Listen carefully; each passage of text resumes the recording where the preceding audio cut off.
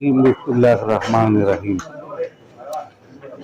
زه اول د دې صدر صاحب ډاکټر صاحب د احمد علي صاحب شکریه ادا کوم چې مونږ له وخت راکړو ټایم یې راکړو او دلته مونږ ته دغه مونږ سره یې دلته راغونډه وکړه.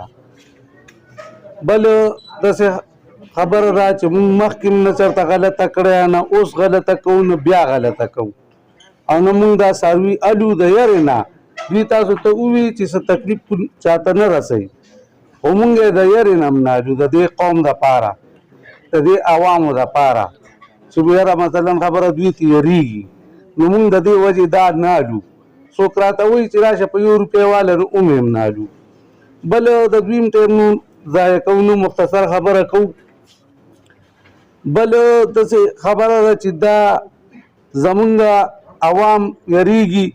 زه درته دا قسم قرآن خورم چې خپله چې کوم شي استعمالوم هغه هم په دې عوامو خورم. مخکې کور ته لیږم وروسته یې بیا په دې عوامو خرڅوم. بل داسې خبره ده چې زمونږ انشاءالله دا ډاکټر صاحب دی دا به څاروي پاس کوي بیا به د هغې نه وروستو علاجېږي بیا به د هغې نه وروستو پرې مهر والي کېږي بیا به د هغې نه وروستو بازار ته ځي بیا به د هغې نه وروستو په دوکانونو خرڅېږي.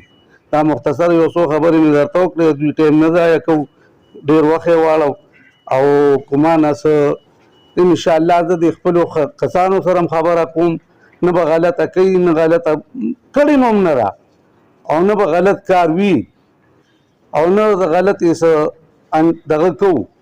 نو زمونږ داسې خبره ده چې دا زمونږ عوام هم زمونږ ورونه دي مسلمانان دي مونږ هم مسلمانان یو. داسې نه چې مثلا خبره زه یو غلط شی راوړم او زه په دوی خرڅوم نه خدای دې هغه سات نه راولي چې زه په دوی باندې غلطه خرڅوم. نو دا خبرې مې درته وکړې او انشاءالله دا خبره به همدغه شان وي دا به حقیقت وي دروغ به نه وي. نو مونږ دا په غلط انجام باندې به روان یو. دا زمونږ تقریبا 37-38 سال زما د دې روزګار وشو. دا خو داسې نه ده چې یاره مثلا خبره زه نن روزګار کوم او بس نن ورځ مې رو بیا به نه کوم. دا خو زه په پلان نیکه زما قصب دی زه یې کوم.